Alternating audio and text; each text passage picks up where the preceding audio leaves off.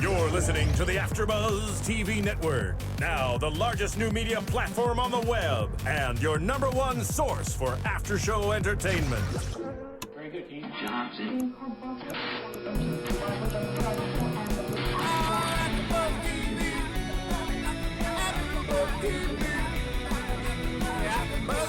the AfterBuzz Studios in Los Angeles, California, presented by Maria Menounos and Bing.com, and streaming live thanks to Akamai Technologies, this is AfterBuzz TV's Pretty Little Liars After Show. We'll break down tonight's episode and get you all the latest news and gossip.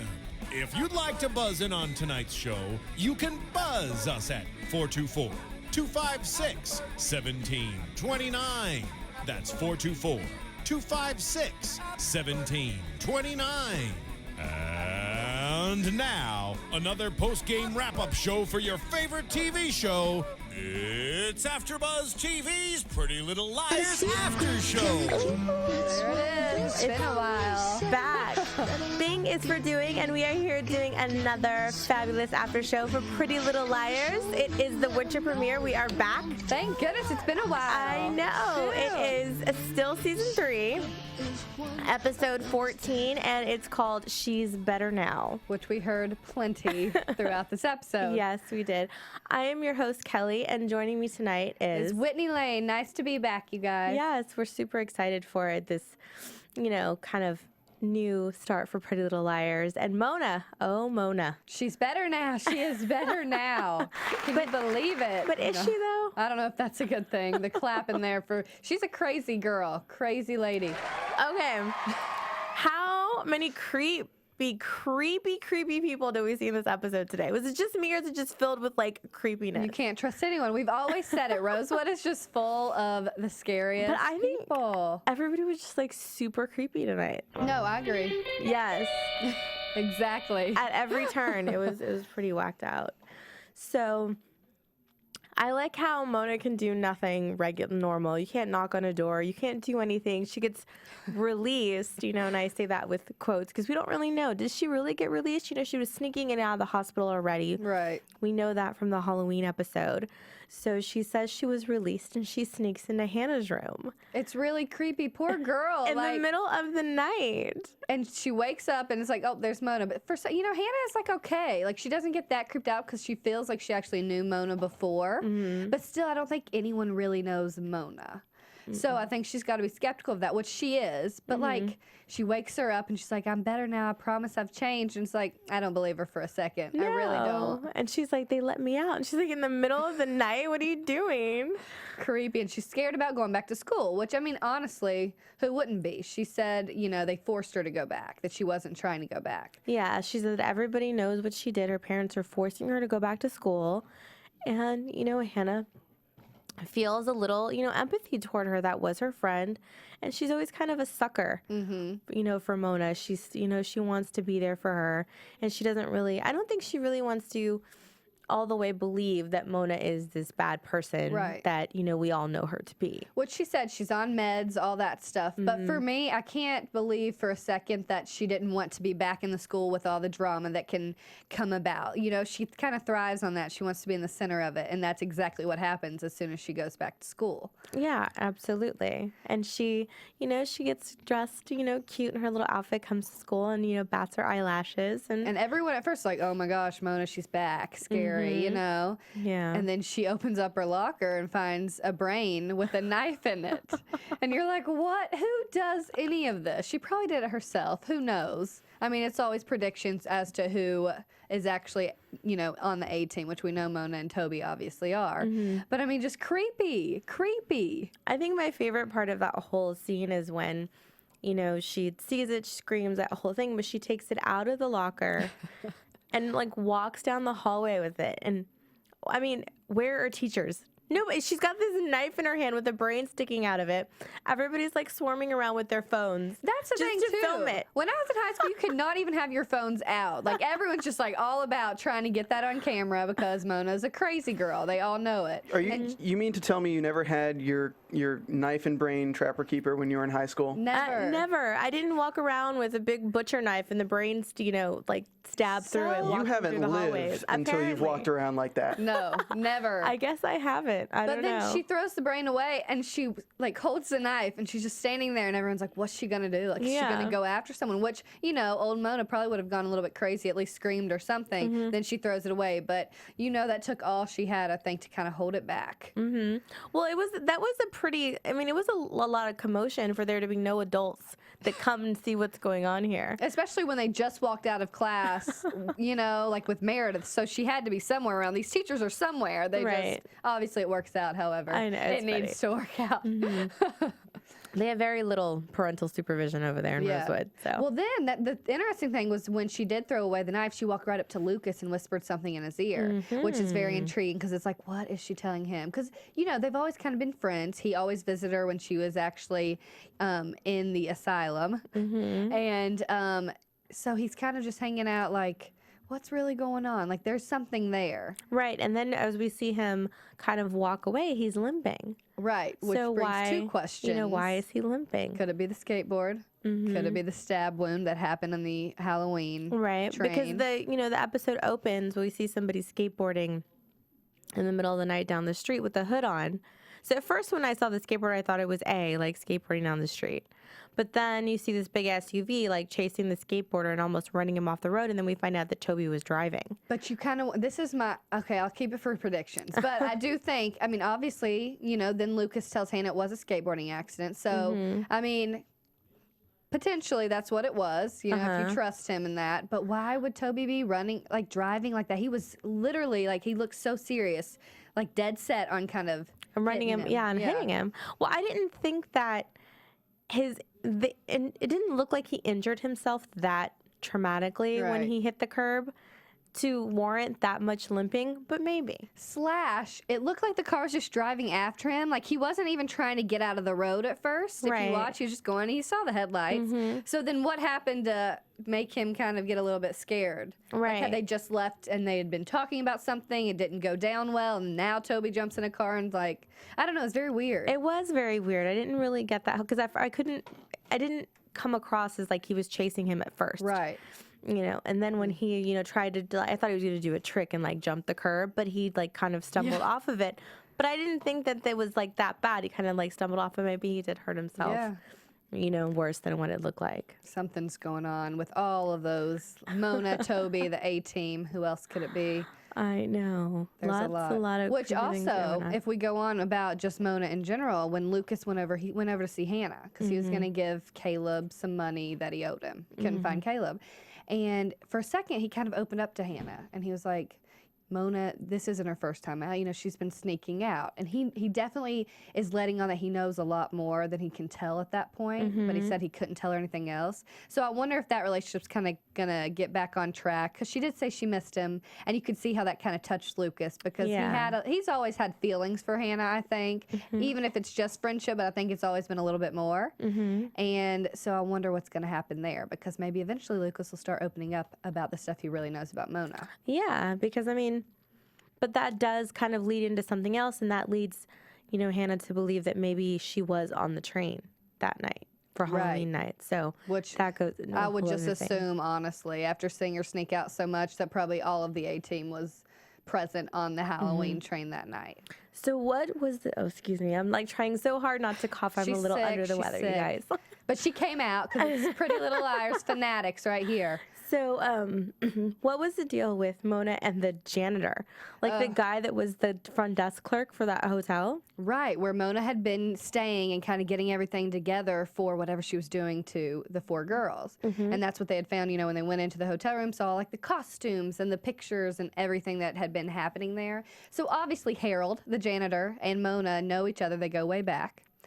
But then he shows up as it's just very creepy. How does he get this job as the janitor? Has he always been the janitor? It makes you wonder, and they just didn't notice. There's no way. Maybe. I don't know when the girls notice those kinds of things, because as soon as they see him this time, they're like, "Oh my gosh, what is he doing?" Well, here?" because They've of seen- how creepy he was at the Yeah. hotel, you know.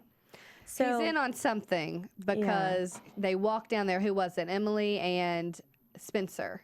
Was it? Or Hanna. Hanna. Hanna and Emily. And they see some of the doll faces that they said belonged to Mona. Mm-hmm. So somehow Harold knows Mona because he also had her diary, which ended up actually being Allie's, with a lot of information in it, and he had been writing in it when they caught him. Mm-hmm.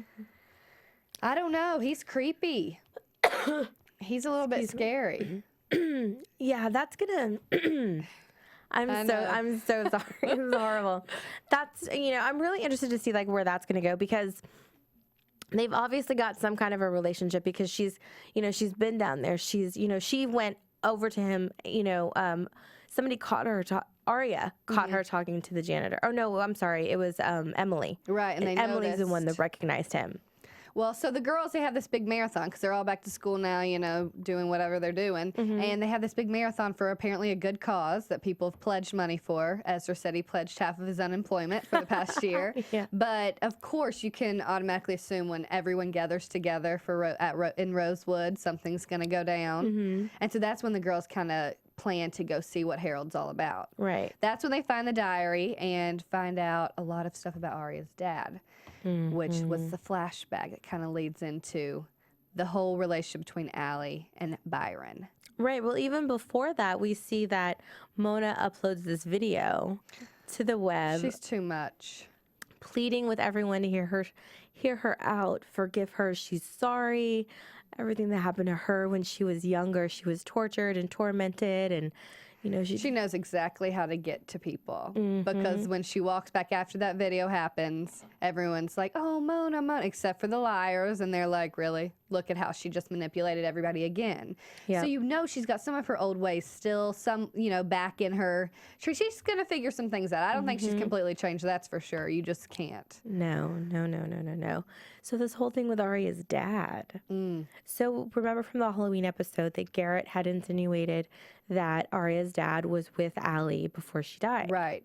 So Aria doesn't want to believe this. She doesn't want to ask. She doesn't want to do anything. Well, because I think Aria feels that they have a better relationship. So far, it's like grown. But I think deep down, she's probably like, "Man, he's disappointed me a lot in my life. This this is really something else that happened. That's going to be even worse. Like betrayal by her own father. How many times can you do that, And come to find out, Allie was really blackmailing him. About his affair with Meredith, right? Correct. And so apparently he'd already given her some money. She wanted more, and she's threatened to call and tell Aria's mom what was actually happening.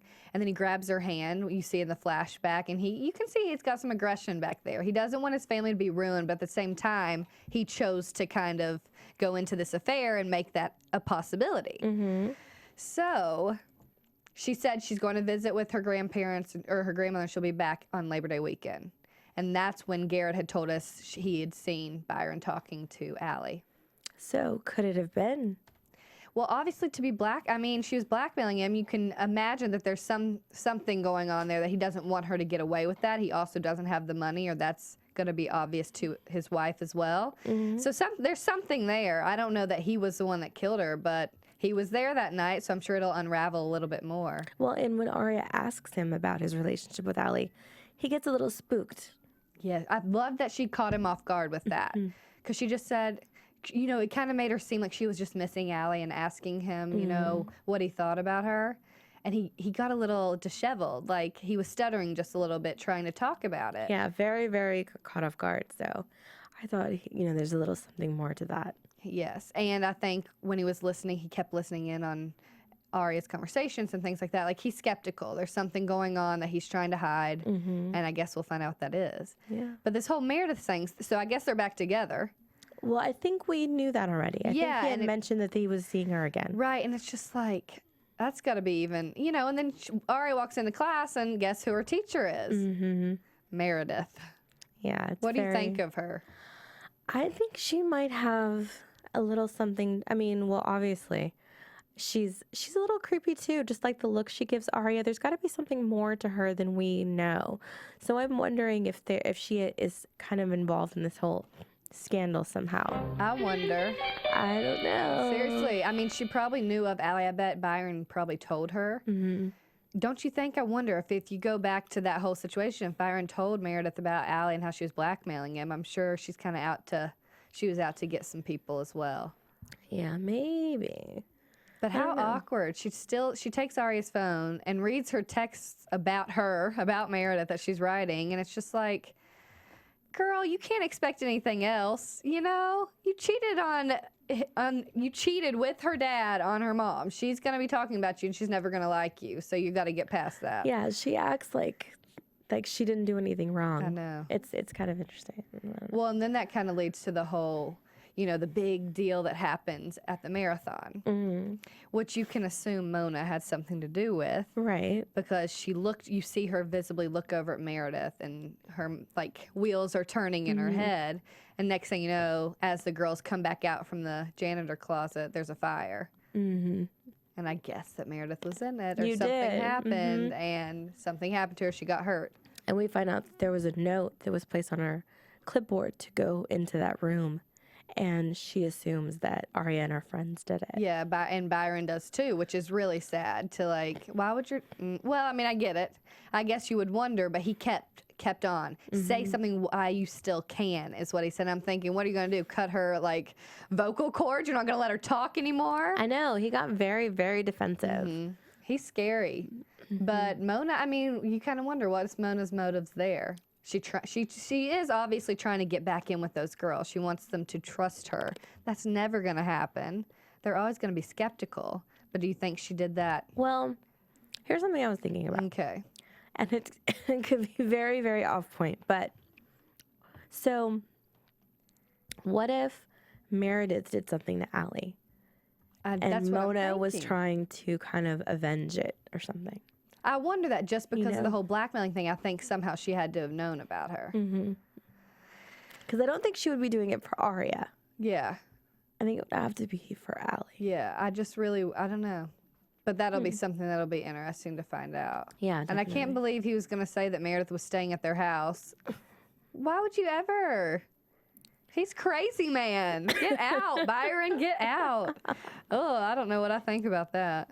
No. But lots of crazy stuff in this episode, along with, I mean, we should get into a little bit more like Toby and all of that stuff. It makes me laugh every time I see Toby's face. I can't do it. It just is awkward. I feel awkward for them. He always has this creepy look.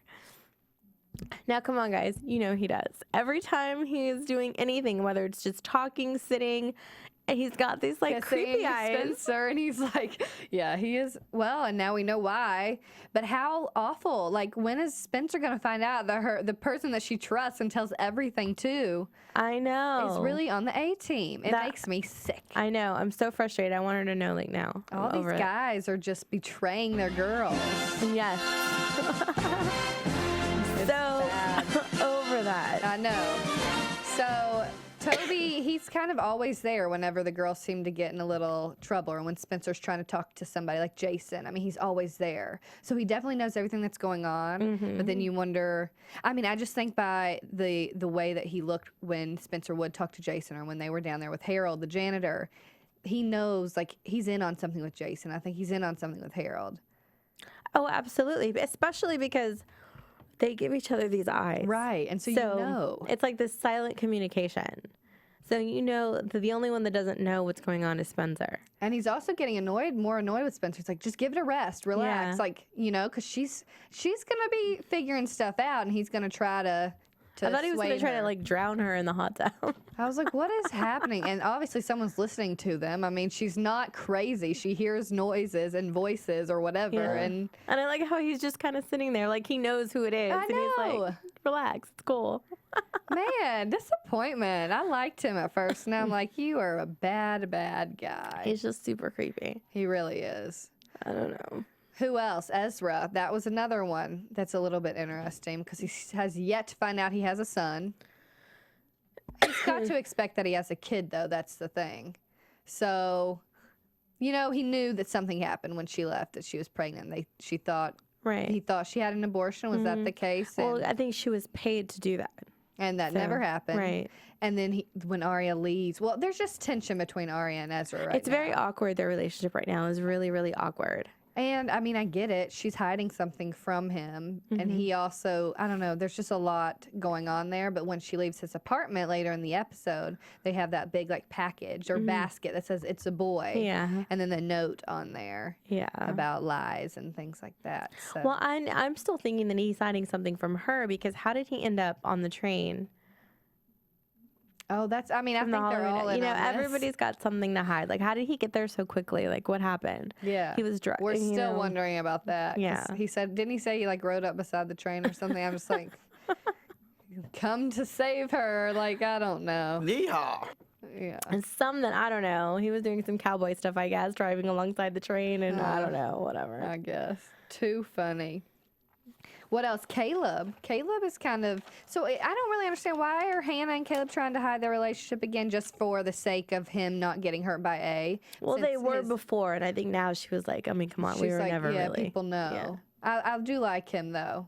I really do. I hope he's a genuine boyfriend. I think so. I think he might be one of the few that might be really, might be genuine. Let's I don't know. hope. Well, you know who I love this episode is Hannah's grandmother. Oh, I know. Like, what happened to Hannah's mom? Did I what miss don't- something? We must have missed something. Let us know if we missed something Yeah. because where is Ashley Marin? Yeah. She off with Pastor Ted somewhere? Maybe. I like how she was singing the national anthem.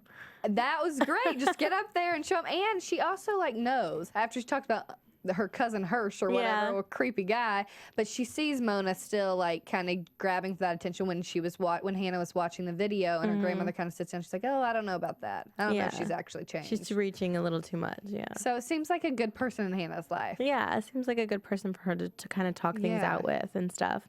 And I like how the girls were telling, Hannah, why is your grandma singing? Because she can. Right. I love it. She doesn't care. No, Some people would get embarrassed by that, but Hannah's like, whatever. She's No, singing it's the good. national anthem. Yeah. Yeah. Jason was another part of this episode that Okay, he's always kind of creeped me out. I always thought that there was something a little off about well, he's in that Jason. club, Mm-hmm. and he's the only one alive that's in that club, right? Besides Jenna. Was Jenna in that Well, club? she was kind of not a non-official member. but, Right. yeah. And kind of Spencer's sister also had a little something. She at least knew about it. So he's Yeah. the only one left. But Spencer keeps warning him about Mona, and Toby's standing around there like, obviously they know. right, Because right. the whole time Spencer's talking to Jason, Jason is making eye contact with Toby. Like he's Yeah. not even focused on Spencer the entire time. And Spencer goes to his house at the end of the episode to warn him once again. Mm-hmm. And then who comes around the corner? Yeah, but his wound. That's what was we have that, to talk about. Yeah, okay. So he's got this very, this flesh wound on his side that looks like it could have been done with a rusty old screwdriver. I wonder if that's what it is. So is he the one that Aria stabbed? I feel like they want us to think that. I don't know if that's what it is. But that seems too obvious, and I don't think that we ever see anything that obvious in the show. Right. So I'll be really surprised if that is the case. Right. That's the thing I was thinking. So I guess we'll find out. But But the fact that he was with Mona, she was dressing his wound and like all of that, then is he a part of this whole thing? Could he have been in on this whole thing with his sister? I don't know. I mean, that's what's hard with him. Because sometimes I trust him, I really do, when I'm sitting there and he's talking to the girls. But then other times I'm like, he obviously has ulterior motives. Right, right. I want to believe in Jason, but I don't know. I'm skeptical of them all. That's too much. I know. These people, they're going to have to be in therapy for the rest of their lives if they're ever going to get past this. Well, A yeah, and team. Emily could be on lockdown. Her parents have her literally like imprisoned in her home. That was awful. Her dad's back in town, and man, they have alarms on the windows. Mm-hmm. That's a little much. She was smart though, switching out the phones to get out. Then yeah, Yeah. I don't know. There's just a lot of craziness now that the winter premiere has Mm-hmm. happened. Well, and we see from the previews there's going to be a lot, just going to get even crazier and crazier. I hope we find out a little bit more, I hope so. and I too. hope no one dies. But Somebody I don't know. has to. Come on. It It's not seems- Pretty Little Liars unless somebody's dead. So bad, isn't it? I guess we'll see what Terrible. happens. I don't know. Well, let's get into some news and gossip. Okay, perfect. AfterBuzz TV News.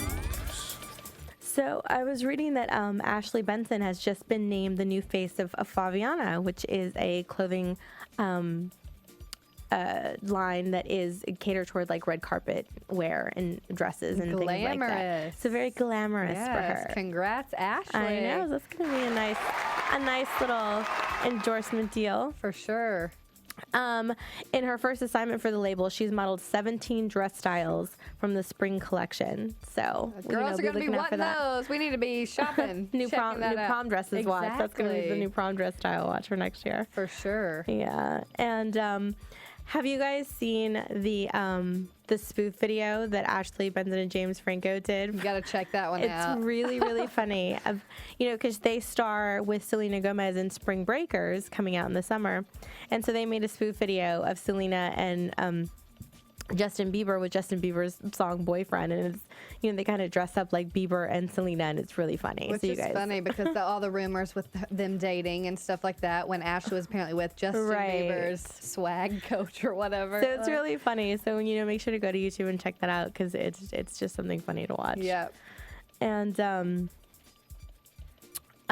Lucy Hale said, was tweeting that she was kind of annoyed by the intro sequence to the show. And, it's been the same for all 3 seasons. But if you notice when she shushes the camera, her finger is like off center. And she just says it's just really annoying. Which is funny. She's particular. That's hilarious. So now you got to watch for it because... Yeah. Well, I had noticed in the beginning, too, and I wondered if they did it on purpose. Because it's not like a dead-on shush. It's kind of off to the left. Just a tweak with your OCD. Yeah. A little something. I don't know. Right. It's hilarious. Anyway, well, let's get into something. The other one is that we found out Janelle Parrish, who plays Mona, is now a series regular. Oh, right. Which is big. Great news for her. Yeah. She's been on our show before, so hopefully we'll see if we can get her back this season. But, series regular. Mona's going to be in it a lot more. Yes, which is exciting. So we know she's all that crazy is going nowhere. That is for sure. All right, so what about some predictions? Oh, good. And now, your AfterBuzz TV predictions. I kind of have one that I was saving. Okay, go. And it has to do with Lucas. Okay. I think he's trying to get out of the A-team. I've always thought Lucas was somehow a part of it, and thought because he's so close to Mona and he, all the pills that were going around and all that kind of stuff. But I think he's trying to back away from it for some reason. I don't know if that's the case, but Toby's trying to run him over. He's starting to confide in Hanna a little bit more. He knows a lot of stuff, and he seems like he's like, I can't. That's all I can tell you for now. I just feel like he's trying to back away from this and not be as invested. You think it's kind of one of those things where you're in it for life, or like they kill you? Yeah. Wait, what's he trying to get back away from? I think he's trying to back away from being a part of the A-team, so kind of the one that's like the A-team. Oh my gosh, Steven. It's crazy. I could not resist. Wouldn't it be awesome if every time we saw them do something, like it would just stop and play the theme song? From now I think that would be hilarious. That's funny. But that's one of my main. I think that's about it for now. I don't know. Well, I think that Meredith, we're gonna see a lot more Meredith maybe, and I think she's got a little something more shady going on with Aria's dad, Byron, right? Right. Than meets the eye. I don't know. And we haven't seen some characters yet. Obviously it's just the first episode from the winter, but like Cece, I'm sure will come back around, and some of the other ones, and especially from the web series, we'll see. Yeah, the new character that we were introduced to. So I'm sure there's going to be a lot more, twists and turns and web of lies, and we will be here every week to talk about it. Yes. And again, I apologize for my coughing, you guys. I'm hoping to be, better by next week. Yes. But thanks for hanging out, and make sure to please go to iTunes, tell a friend, subscribe to our podcast. It's free, rate and comment. We want to be #1 in our top 10 over here, so help us out. And you can find me at Kellie with an IE 079 on Twitter, and at us at AfterBuzz TV on Twitter. And where can they find you? You can find me at Whitney Lane 1118 on Twitter. We'll see you next week. Bye. From Bing.com, executive producers Maria Menounos, Kevin Undergaro, Phil Svitek, and the entire AfterBuzz TV staff, we would like to thank you for listening to the AfterBuzz TV network. To watch or listen to other after shows and post comments or questions, be sure to visit AfterBuzzTV.com. I'm Sir Richard Wentworth, and this has been a presentation of AfterBuzz TV. Buzz you later.